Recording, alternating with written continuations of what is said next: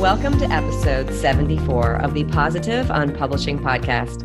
This podcast aims to inspire you with information to allow you to pursue your creative life with a smile on your face. I'm your host, Catherine Gaillet.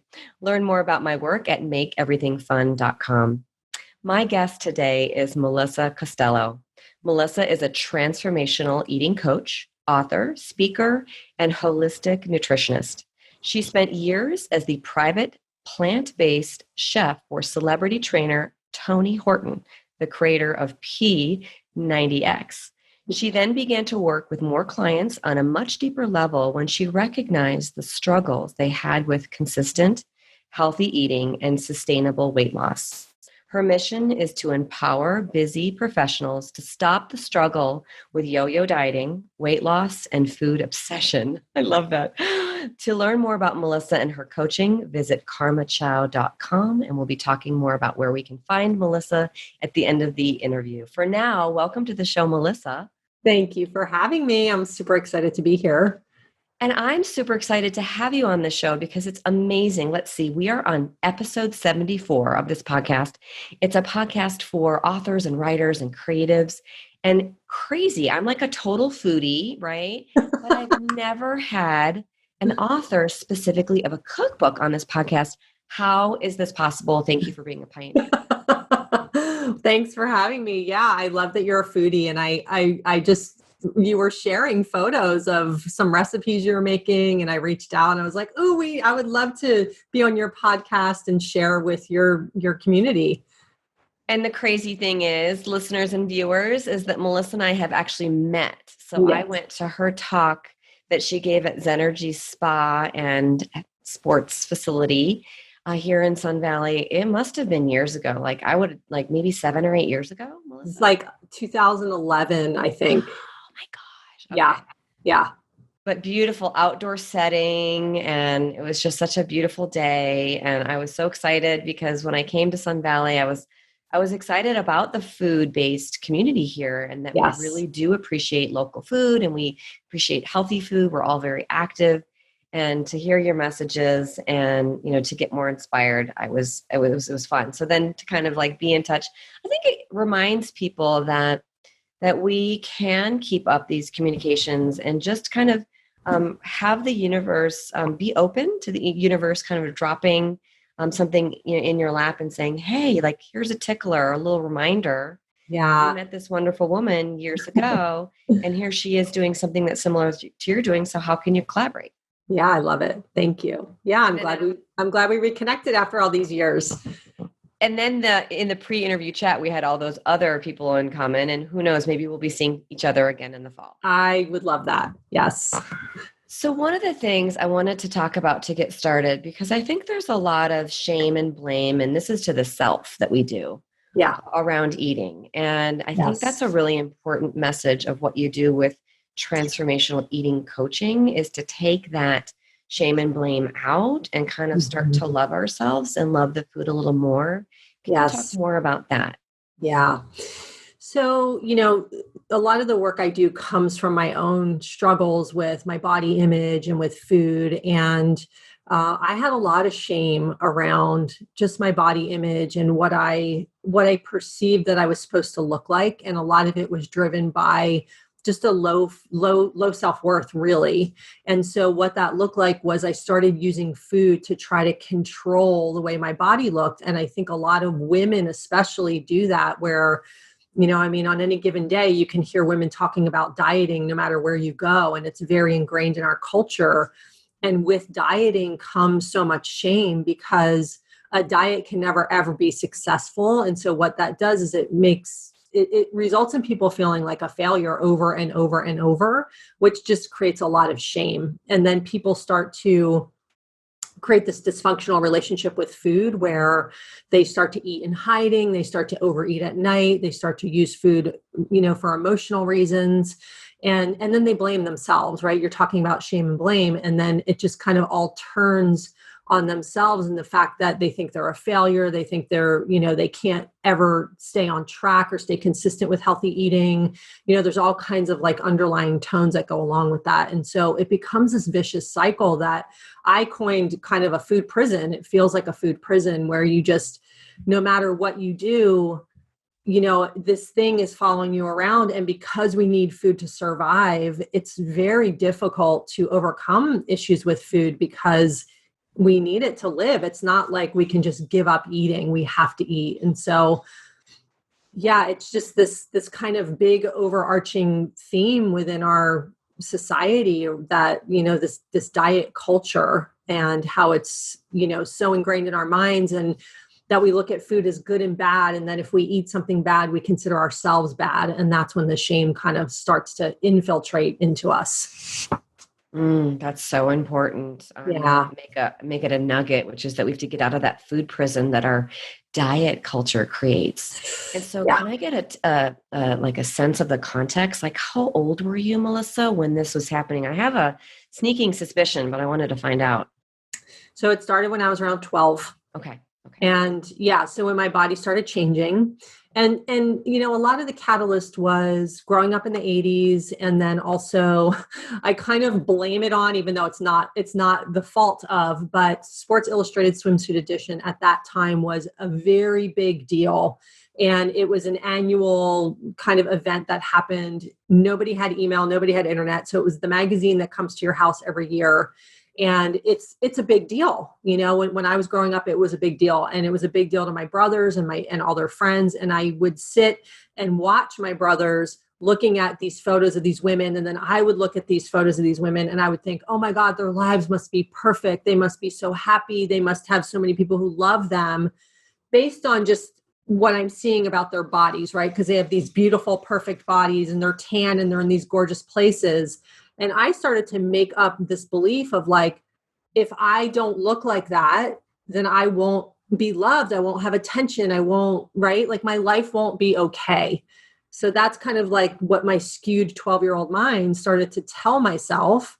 And there's a lot of other things that go along with that. A lot of childhood trauma growing up, living in an alcoholic home, just a lot of stuff around my body and feeling out of control. And so food became one of the places I went to get control. It was the only place I felt like I could have control. So it started really, really young for me, and it played out for over 30 years of my life. And I didn't find freedom until about 10 years ago, and maybe like between 8 to 10 years, where I really came to a place of acceptance for my body, having a normal relationship with food. And that's why I do the work I do now, is because I've come through that whole process. And it started out as nutrition, writing cookbooks and nutrition and just coaching people and giving them meal plans. And then I realized, gosh, there's so much more here going on with food, right? And with people's body and their image and their worth and value and all that. And I do want to get into that whole concept of trauma, and maybe even the relationship between trauma and creativity. First, I want to say too, I want to applaud you for being so authentic and talking about how this happened. I think almost all girls in our culture, and maybe young men as well, kind of go through this whole thing where they're looking at the media. I think, parents listening, we need to be careful too. My daughter recently came home from college, and it's so interesting now that she's 19 and she's very, very mature for her age, but she's always been that way. And she's been starting to tell me about some of her friends and what she sees the pressure from her parents, from the parents of her friends. Yeah. She actually thanked me. She thanked me recently, like saying like, Mom, thank you so much for letting me, have my little things, because I want to do these like cooking experiments and the baking. And I don't say things like, oh, you have to go run for an extra mile, which is what she says her friends' parents will say, like things like kind of, and maybe they think of that as being encouraging, like, right. Oh, I'm going to encourage you to be good to your body. But it actually, the way that that's interpreted by that young, sensitive, growing body is like, there's something wrong with me that I need to fix. Right. Right. Yeah. And that's kind of the theme that runs through the diet culture, is there's something wrong with me. right? And then it's paired along with our food that we need to survive. And then we demonize food and we become so afraid of it and obsessed with it. And it just feels so big to overcome for a lot of people because it's this thing we need to survive, you know? So if you think about like an alcoholic, yes, it's very, very, very difficult to stop drinking, and you don't need alcohol to survive, right? So it's not like you're taking away this thing that is based on survival. Even though it could feel that way, it's not something that you need to survive. You know, it's so interesting as you talk about the whole like relationship between food and survival, and then how that gets into the whole idea of trauma, because trauma really is that we go into those deeper parts of our brain that are responsible for our survival instinct. And it's like, if anything is going to rule in the brain, like the brain is trying to keep us alive. So even if it means us being irrational and, you know, not using our prefrontal cortex and whatever, we're always going to try to survive. Yes. And so I'm leading. It's interesting how this is kind of flowing towards this idea of trauma and creativity and your experience with food and survival. And, but I also want to say too, around languaging, because you've written these books. So there's this little like trauma and creativity thing I want to make sure we get to.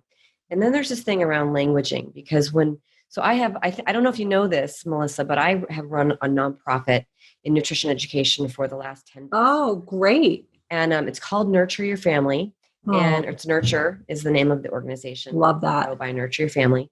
And we teach children and family about healthy eating. And it's very language specific, meaning we never use the word bad, like that's a bad food. That we use go foods, like foods that energies, and then like slow down foods, the ones that are, and the kids always know, like, what's an example of a go food? Oh, it's broccoli, it's, you know, it's nuts, stuff, you know. And then we say, like, what would be like a food that might make you feel slow? And then they would say, oh, you know, like ice cream and candy and stuff. And so we always just say, you know, let's just learn about the vocabulary, and they start to use that. Love that. But anyway, so let's go back to trauma and creativity, but first kind of go into this idea of languaging and your cookbooks, because I know cookbooks are extremely visual. Yeah. And I'm sure there's so much thought into it, but what was specific about how the language, with your specific background and needing to overcome that sort of trauma of, you know, food and the relationship between food and survival? What kind of ideas did you have around languaging with the cookbooks? Well, it's interesting because I wrote the first cookbook in 2012 and I wrote the second one in 2014. And so I was really just kind of starting to heal my relationship with food at that time.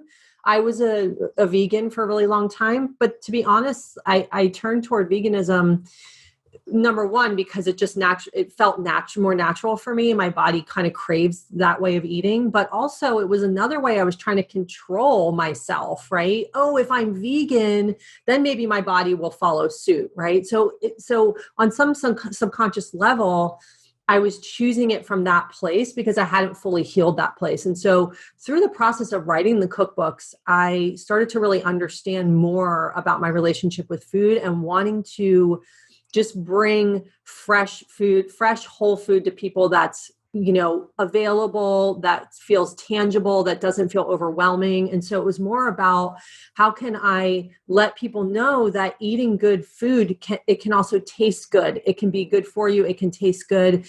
And when I wrote my second book, which is a detox book, which I don't really advocate much anymore around detoxing, because I think it can trigger a lot for people in terms of overeating, binging, things like that, which I've really come to learn over time through my own cleanses I used to do. But when I wrote the cleanse book, I also included a very spiritual aspect of it, which was daily journaling, meditation. And so I started to really include each day, there was a different journal prompt. A lot of it was like reflecting on the relationship with food. So I was really starting to infiltrate that type of work into that book, which is so great. And then it just naturally morphed into me doing more of that work. And so I think it was really for me about wanting people to become aware of what they're doing with food, how they're nourishing their bodies, how they're taking care of themselves. Because I think that a lot of people get so stuck in this black and white thinking of like, it's either or, it's good or bad. And then it just feels too hard to find a middle ground. And so I really wanted people to find more of a middle ground with food where they could still have the pleasure, still enjoy it, know it tastes good, and then not beat themselves up if they still want to have a cupcake or they still want to have cookies, right? Like those things that we deem bad and then we beat ourselves up for. So it's really about teaching people how to find more of that middle ground with food where you have more space versus like the good, the bad pendulum swing, if that makes sense. I love that. I mean, and what that kind of leads listeners and viewers to is that because a lot of people are thinking about their own writing journey, is it a book, even a cookbook, can be a spiritual journey. Yes. And to be able to think about it that way, as opposed to it being this sort of practical, technical thing, right? It can, to make it a spiritual journey probably brings more richness. Yes. To your life. And so that's how I wanted to bring in this sort of trauma and creativity. Did you feel like as you were writing this and bringing in these prompts and sort of the spiritual practices, were you in some ways was it a cathartic thing for you, or were you healing some Totally. things? Okay. Yeah. Please talk. Yeah. And I also simultaneously I went through a spiritual psychology program, a master's program in Santa Monica. It was all kind of happening simultaneously. So I was doing a lot of my own healing work. So I did that from 2010 to 2012. And at the same time, I was writing my first cookbook. And then I think because I went through that program, the second book really, that's why I wanted to include so much of what I had learned and so much of what I was understanding was healing and could be healing for other people, and just starting to plant that seed around our relationship with food and how we can start to honor ourselves in different ways. And so, yeah, it is. I mean, I think that food can be such a spiritual experience because we get so much pleasure out of food, right? And a lot of times food is very communal. Like a lot of families were raised around the dinner table, or they were raised around food, and that can bring a lot of nostalgic memories for people and a lot of good feelings. And so I think sometimes in our adult lives, we use food to try to find that feeling again, like, I want the comforting mac and cheese, or I want the, whatever the thing that our grandmother made or our mother made that comforted us, right? A lot of times in adulthood, we go toward that because it's this nostalgic feeling, right? It comes. And so, we use food for all different kinds of ways, but healing the relationship to food for me was so powerful because I see food in such a different light now. I used to be really scared of it and afraid of it. And I remember one time saying, like, I wish I just didn't have to eat and think about it. But that was so linked to how I felt about my body. That had nothing to do with food. It was fear around gaining weight. So I had to really heal that and come through that. And now I appreciate food so much more. Well, it's so interesting how you have these books that bring together your very unique background, and I want to encourage listeners and viewers to think about that too. Like, what unique puzzle pieces come together to create that very, very special you that you can project in the book. So in the case of you, Melissa, I mean, how many people have, this nutritional background and this master's in psychology? And I've heard so much about the spiritual psychology program at Santa Monica. I have friends that have gone there, and it's so amazing. And so to bring those two together, like that's pretty unique. Yeah.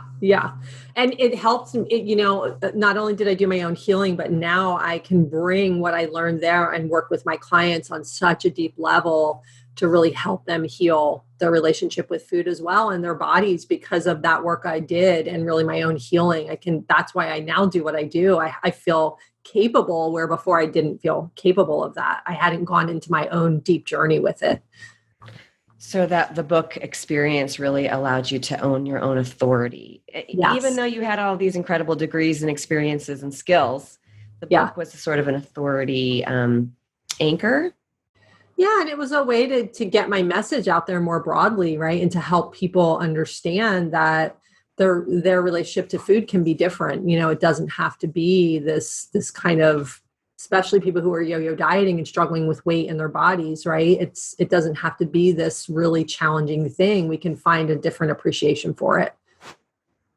And so you said what you do now and with clients. And so I wanted to kind of talk about what you're doing now and what you're excited about. And it also sounds like the book has been a great authority builder for yourself and for others, bringing others to you. But sort of tell us what you're excited about now, what you're working on, and sort of how the books, you said 2012, 2014 are sort Yeah.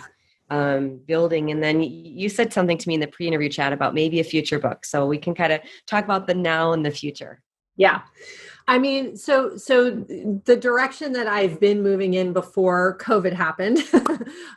So I've been getting my training in equine therapy, and yes, so I've run, excuse me, a couple workshops with equine therapists because I'm not certified yet, but I am getting my training in that.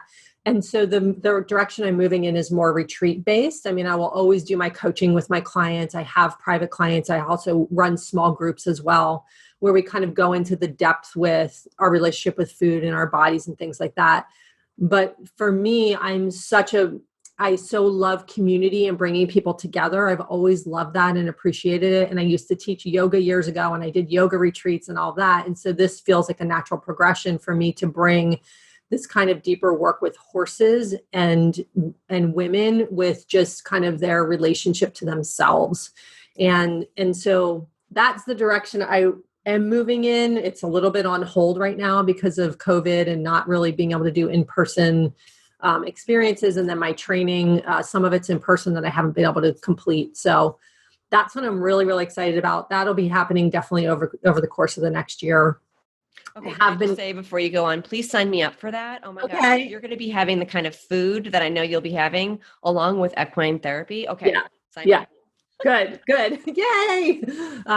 Yeah. And then I have been thinking about, another book, but it's really more about my story and kind of what I'm sharing today. A lot of the trauma that kind of triggered my, my body image stuff, and then the food stuff, and then how I've healed and now, and how I see food in a different way and how I can really relate to it in a different way. And so I think, so many men too feel really alone when they're in this journey with food. It feels so isolating, and a lot of people feel like they're in that struggle, like they're the only one struggling. And so I want people to know that they're not alone and that there is help and there is support. And it's not through dieting. It's not through restricting yourself. That just kind of exacerbates the cycle and keeps it alive. And so I want people to know that there is another way. And I feel really called to share my story. But there's a lot of sensitive stuff in there that my family could be affected by. So I'm kind of waiting on it, but it's brewing and percolating inside of me for sure. Yeah. And gosh, Melissa, I think, I love that you've done these inspirational cookbooks and beautiful and, getting people to think more positively about healthy foods. But the idea of a memoir that brings in the authentic stories of you and your journey, gosh, we were talking in the pre-interview chat about how that's really what our world needs, because we, especially as women, it kind of goes back to what you were saying about your 12-year-old self. Like, we look at these external models and inputs, and then we start to go, oh my gosh, what's wrong with me? And that doesn't lead to anything good. Like when we're, self-blaming and judging, that doesn't lead to much good. And so here we are today, and we're in this opportunity to go through a transformation, to come out of all of this, kind of understanding what is important and what we do need to focus on. And I have this dream that we can be more focused on our health and the earth and the animals. And I've got this like little bit of goosebumps going on. I got goosebumps when you said that too. Like maybe there's an opportunity to bring this forward, but what is needed is this authentic storytelling of, hey, like I went to see you speak at Zenergy and you look like the perfection of, mind, body, spirit, so self-composed and talking about what you did. Like I would never guess, until we had this conversation, or if I read your memoir, that you had these struggles and you were able to come out the other side. And so as we see more and more of that, of, hey, like, I didn't like arrive on this planet, like in this perfect, body and whatever. And I had the self-confidence or whatever. In fact, it was, there's all these things to get through, and I can authentically help others to do that. So that we don't feel so alone. Like we were saying, I often look for books sometimes at the end of a hard day to help me to feel not alone in my own struggles. But a lot of the books are like raw. And it's like, oh, that makes me feel worse. Yeah. I know. Yeah. I think it's important that and Brene Brown talks a lot about this, right? Like owning our stories. And it doesn't mean that they need to run us or that we need to, right? But we need to own them, because I think a lot of people hide from a lot of things that, they're afraid would make them look a certain way, or they feel embarrassed about things. And, my clients share all kinds of stuff with me. And then I have clients who are like, well, I don't have some deep childhood trauma. I don't understand why I struggle with food. And I said, yeah, but one trauma could be, one of my clients said she was 7 years old climbing a tree, and this little boy at the bottom said, your legs are as fat as tree trunks. And from that day forward, at 7 years old, she started dieting at 7 years old. Like something in her said, there's something wrong with my body. And then she just started on her own, right, restricting food. And someone at 7 years old to even know what that means, that's scary, right? Like that just shows that our society, it's so ingrained. And I'm sure her mother was a dieter and her mother before her, right? Because that's how it trickles down the line. And so that is a traumatic experience for someone to be told something about their body that's wrong with it. And that's, we walk around in these physical bodies, and it's our outward appearance, and we put so much value on outward appearance, in our culture and society. And so my work is really done from the inside out, because I feel like when we do the inner work, the outside can then follow suit and change, or we can see it differently, right? We have a different set of eyes, or as my coach calls it, a new prescription, right? We have this new prescription that we see through.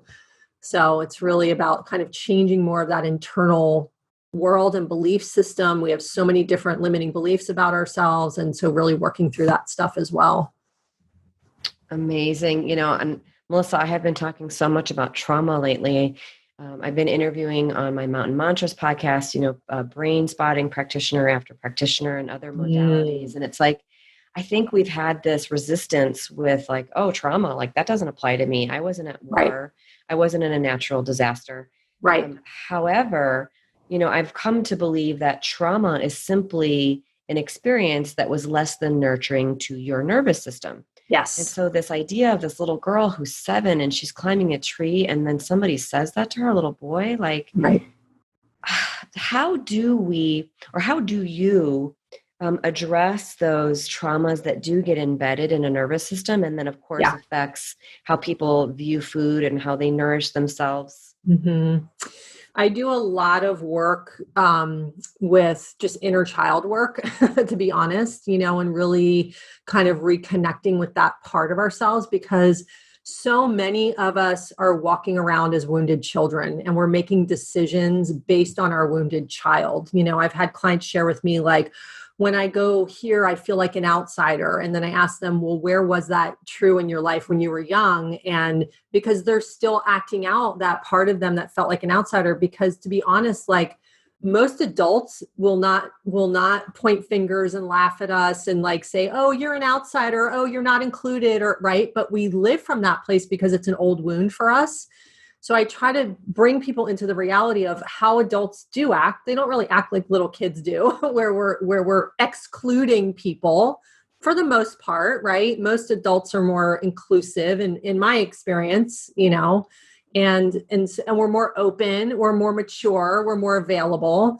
But a lot of us are walking around making decisions based off of that wounded part of ourselves, right? Like, oh, I don't feel included, so I'll stand in the outskirts, and then we become a victim of that instead of just going, hey guys, my name's so-and-so, like, can I get in on this conversation, right? Which is the adult way to respond in that experience versus just staying stuck in our wounded little child. So I do a lot of just kind of looking at where these small wounds can be. I had a lot of wounding growing up as a child, and I had to go back through the years and kind of do a lot of healing and bring a lot of compassion to myself. And I had photos of myself as a little girl that I would just look at and just give her so much love that she didn't feel like she had, And so that's a really powerful process. And a lot of us, people get scared of that, but it's just a memory. It's just a part of ourselves, but it also can run a lot of, like, it can make decisions for us today, which are not always most self-serving, when we're operating from that wound.